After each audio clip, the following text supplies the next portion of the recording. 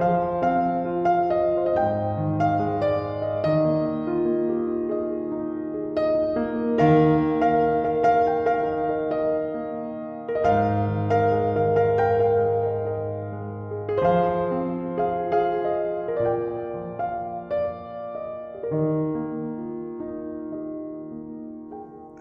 সকালটা যেন একটা নিস্তব্ধতায় মোড়া। পুরো আকাশ জুড়ে ঘন কালো মেঘ আর সাথে ঝিরিঝিরি বৃষ্টির ফোঁটা। আর দেখো, সকালটা যেন মনে হচ্ছে এই সবে ভোর হয়েছে। আর এই বৃষ্টির ফোঁটাতে আমার গাছগুলো যেন তার নিজের রূপ ফিরে পেয়েছে। চারিদিকে কি সুন্দর রং বেরঙের ফুল ফুটেছে। চারিদিকটা দেখতে কিন্তু ভারী সুন্দর দেখাচ্ছে। তো এখন ওই সকাল 9টা মতো বাজে। আর সকাল থেকে রান্নার ব্যস্ততার জন্য তোমাদেরকে আমার বাড়ির পরিবেশটা দেখানোই হয়নি, যে বৃষ্টি পড়লে আমার বাড়ির উঠোনটা কত সুন্দরই না দেখতে লাগে।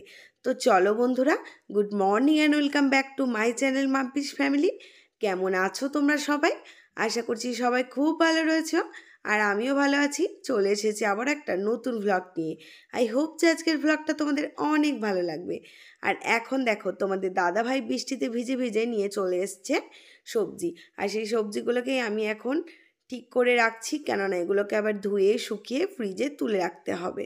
আর এই যে সাথে এনেছে কিছু ফল, আর তোমার ব্রাউন ব্রেড আর দুধ। তো এগুলো সব আমি ধুয়ে নেব বলে একে একে ঝুড়িতে ঢেলে রাখছি। আর সকালে যেগুলো রান্না করার, ঘরে যে সবজিগুলো ছিল সেগুলো দিয়েই রান্না করে নিয়েছি। আজকে আনা কোনো সবজি দিয়ে আমি এখন রান্না করব না, কেননা আমার রান্না সবই হয়ে গেছে।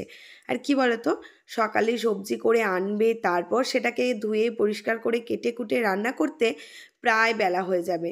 আর সকালে যেহেতু তোমাদের দাদা ভাইয়ের অফিস থাকে, তো সেই কারণে সকালে উঠেই আমাদের রান্নাটা করে নিতে হয়। আর এই যে সবজির সাথে সাথে কিছু দেখো জিনিস পুড়িয়ে গেছিলো, যেমন নুন, আটা।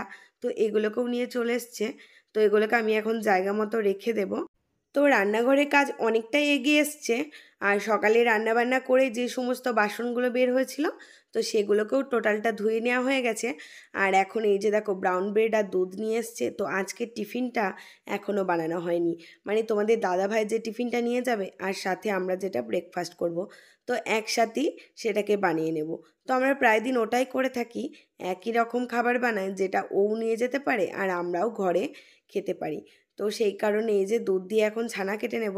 আর দুধটা এই যে ঢেলে নিচ্ছি। আর কি বলতো, এই দুধেরই ছানাটা খাই, গরুর দুধের ছানাটা খুব একটা খাই না, যেহেতু এমনিতেই হেলদি। তো এই দুধটারই, মানে আমুলের দুধেরই ছানা খাওয়া চেষ্টা করি। তো যেদিন আনা হয় না, যেদিন ঘরে গরুর দুধ থাকে সেটা আলাদা রকম, কিন্তু যেদিনই ছানাটা কাটি সেদিনই বাজার থেকে আমুলের দুধ কিনে নিয়ে এসেই ছানাটা কাটা হয়। আর এই যে দেখো, যে বাটিটায় ঢেলেছিলাম সেইটা প্রথমে বুঝতে পারিনি, একটু ছোট হয়ে গেছে, কেননা দুধটা যখন জাল দেব দুধটা উতলে পড়ে যাবে। সেই কারণে আমি একটা বড় জায়গায় দুধটা প্রথমে জাল দিয়ে নিলাম। আর তারপর আমি যতটা পরিমাণ ছানা কাটবো, তো সেই পরিমাণে দুধ আমি এই যে ছোট বাটিটায় নিয়ে নিয়েছি। তো দুধটা বেশ ভালোভাবে জাল দিয়ে নিয়েছি। তো এখন এই যে ছানা কাটার জন্য একেবারে রেডি হয়ে গেছে। তো এখন আমি এই যে লেবুটা চিপে রসটা দুধের মধ্যে দিয়ে দিলাম। আর এতটুকু লেবুর রসের কতটা জোর দেখো, যেটা দেওয়ার সাথে সাথেই দুধটা ছানা কেটে গেল। তো আগে আমি দেখেছি, যখন আমরা ছোট ছিলাম, মা বা ঠাম্মারা যখন ছানা কাটতো, তখন যে ছানার জল, মানে একবার ছানা কাটা হয়ে গেলে সেই জলটাকে তারা বোতলে সংরক্ষণ করে রাখতো। আর সেটা পরের দিন বা দুদিন পরে যখন আবার ছানা কাটতো, সেটাকে দিয়েই আবার কাটতো। কিন্তু আমরা এখন আর সেটা তা করি না। আমরা যখনই ছানা কাটি না কেন, তখনই আমরা একদম টাটকা লেবু দিয়েই ছানা কেটে থাকি। তো আগে মা ঠাকুমাদের আমলে কাজের থেকে এখনকার কাজের অনেক ধরনও পাল্টেছে। আর আমার মনে হয় আগের কাজের থেকে এখনকার কাজের অনেক পরিপাটিও বেড়েছে। তো আমরা কিন্তু এখন প্রত্যেকটা হাউসওয়াইফরাই নিজের সংসারের কাজগুলো জানি কিভাবে পরিষ্কার পরিপাটি করে করে নিতে হয়। আর আমরা এখন এটাও শিখে গেছি যে কিভাবে একটার পর একটা কাজ গুছিয়ে করলে অনেক সময়ও বাঁচবে আর সেগুলো অনেক সহজও হবে। আর আমার এই কাজগুলো আমি এইভাবে গুছিয়ে করি বলেই কিন্তু আমার সারা দিনের কাজগুলো করতে এতটুকুও কষ্ট হয় না, আর খুব সহজেই আমি কাজগুলো করে নিতে পারি। আর কি বলো তো, যে কোনো সংসারে কাজ যখন তুমি করবে আর সেটা যদি সুন্দর বা তোমার মনের মতো হয়, তাহলে তখন তোমার আরও ইচ্ছা করে আমি আরও একটা কাজ করে নিই। আর যখন সেই কাজের প্রতি কোনো রকম কোনো ভালোবাসা থাকে না, তখন কিন্তু তোমার কোনো রকম কোনো কাজ করতেই ইচ্ছে করবে না। আর সকাল থেকে দেখবে দুপুর পর্যন্ত, মানে 12টা 1টা পর্যন্ত আমাদের সংসারে যত বেশি কাজের চাপই থাকে। আর তারপর কিন্তু দুপুরটা পেরিয়ে গেলে বিকেল থেকে রাত পর্যন্ত অনেকটাই কাজের চাপটা কমে আসে। আবার যখন রাতের দিকে আমরা পরের দিনের কাজগুলো গুছিয়ে রাখি, তখন আবারও একটু চাপ হয়ে যায়। তো আমি চেষ্টা করি যখন যে সময়টা আমাদের চাপের কাজগুলো আসে, তখন একটু মাথা ঠান্ডা করে প্ল্যানিং করে গুছিয়ে কাজগুলো করার, যাতে আমার করতে একটুও মানে কষ্ট না হয়, অস্বস্তি না হয় যে এই কাজটা করতে আমার অনেক সময় লেগে যাচ্ছে। তো এই সংসারের কাজগুলোকে একটু স্মার্টলিভাবে করলে পরেই তোমাদের পুরো কাজটা গুছিয়ে নিতে অনেক সুবিধা হবে, যেমনটা আমি করে থাকি। তো এই যে দেখো, আমি এখন তোমাদের দাদা ভাইয়ের জন্য একটা ব্রেড টোস্ট বানাচ্ছি। তো সবার আগেই আমি ব্রেডটা একটু হালকা করে তাওয়াতে টোস্ট করে নিলাম, সেটা তোমরা দেখলে। আর তারপরেই যে ছানাটা কেটেছিলাম, সেই ছানাটা এখন ব্রেডের মধ্যে দিয়ে দিয়ে তার মধ্যে একটু কলার টুকরো করে করে দিয়ে দিলাম। আর এটা কিন্তু সম্পূর্ণ ব্রাউন ব্রেডই। আর আমরা সকালে যেদিন ব্রেকফাস্টে ব্রেড খাই, সেদিন কিন্তু ব্রাউন ব্রেডই খাই, কোনো রকম কোনো যে আমাদের যে সাদা ময়দার যে ব্রেডগুলো পাওয়া যায় সেগুলো কিন্তু খাই না। তো এই যে দেখো, এখন ওর টিফিনটা রেডি হয়ে গেছে। আর আমিও যেটা খাবো তো সেটাকেও রেডি করে রাখবো। আর তোমাদের রায় একদমই ব্রেড খায় না। ও কেননা জানি না, ও ব্রেড অতটা পছন্দ করে না। পছন্দ করে কখন? যখন চা দিয়ে ব্রেডটা খাওয়া হয় তখন পছন্দ করে। এইভাবে স্যান্ডউইচ বানিয়ে দিলে ও খেতে চায় না। অনেকবারই ট্রাই করে দেখেছি, ওকে দিয়েওছি। যেগুলো ভালো বাচ্চাদের জন্য পুষ্টিকর, হেলদি, সেগুলো ও একটাও খেতে চায় না। তো এই যে তোমাদের দাদাভাইয়ের টিফিনটা রেডি করার পরে এখন আমি যেটা খাবো সেটা রেডি করে নিচ্ছি।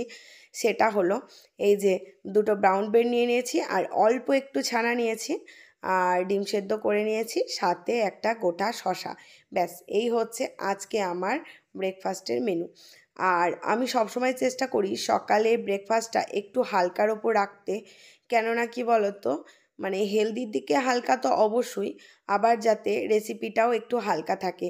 কেননা সকালে যেহেতু আমাদের রান্না করতে হয়, মানে যাদের অফিসের রান্না থাকে সকালে উঠেই, তারা বুঝতেই পারছো যে সকালে উঠে সমস্ত কিছু জোগাড়জান্তি করে রান্না করাটা কতটা চাপের। আর সেই রান্নার সাথে সাথে টিফিনটাও যদি হয়ে যায় একটু হেভি, তাহলে কিন্তু ভীষণ বিরক্ত লাগে। রান্নার টিফিন এই সমস্ত শেষ করতে করতেই প্রায় দুপুর হয়ে যায়। তারপর বাকি কাজগুলো আমরা করব কখন? এই রান্না টিফিন করতে করতে আমাদের অর্ধেক এনার্জি শেষ। তাই আমি চেষ্টা করি যেদিন রান্নাবান্নার চাপটা একটু বেশি থাকে, সেদিন সকালের টিফিনটা একটু হালকার ওপর দিয়েই রাখতে।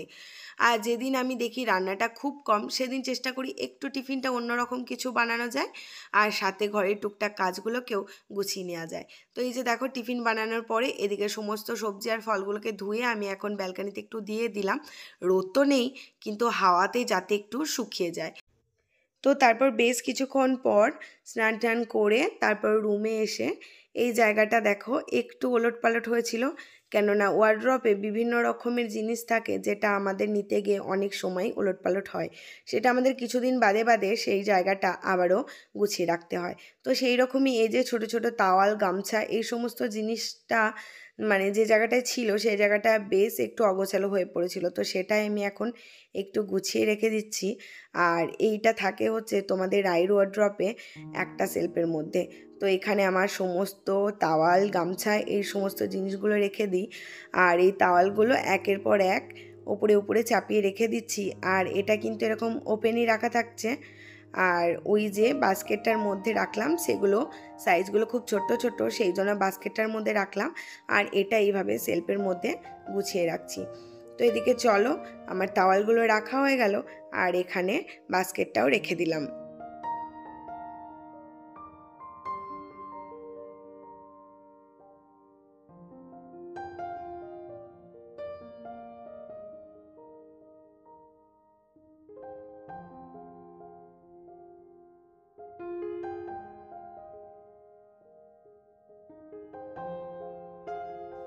তো আমি যখনও কোনো জায়গা উল্টাল দেখি তখনই আমি সেই জায়গাটা সঙ্গে সঙ্গে গুছিয়ে নেওয়ার চেষ্টা করি, কেননা যেটা আরও বেশি না ওলটপালট হয়ে যায় আর দেখতেও সবসময় গোছানো থাকে। আর কি বলতো, সব থেকে বেশি যেটা সেটা হলো পরে আমার পরিশ্রমটা খুব একটা বেশি হয় না। তো এদিকে দেখো চলে এসেছি একটা পার্সেল তোমাদের দেখাতে। এটা কিছুদিন আগে এসেছিলো, যেটা তোমাদের সাথে শেয়ার করা হয়নি। তো এই যে দেখো পার্সেলটা আমি তোমাদের সাথে শেয়ার করছি। তো এই হচ্ছে আমার সেই শাড়ি, যেটা আমি অনলাইনে একটা গ্রুপ থেকে অর্ডার করেছিলাম। আর এই শাড়িটা আমার ভীষণ পছন্দ হয়েছে। তো এই শাড়িটা কেমন দেখতে হয়েছে অবশ্যই তোমরা কমেন্টে জানিও। আর সাথে একটা ইয়াররিংও ফ্রি দিয়েছে, তো সেটাও খুব সুন্দর হয়েছে। তো আজকে আমার ভিডিওটা তোমাদের কেমন লাগলো অবশ্যই কিন্তু কমেন্ট করে জানিয়ে দিও বন্ধুরা। আর যদি কিছু ভালো লেগে থাকে একটা লাইক করে দিও। আর চলো আজকে ভিডিওটা এখানেই শেষ করছি, আবার আসবো নতুন কোনো একটা ভিডিও নিয়ে। ততক্ষণে তোমরা ভালো থেকো, সুস্থ থেকো, সাবধানে থেকো।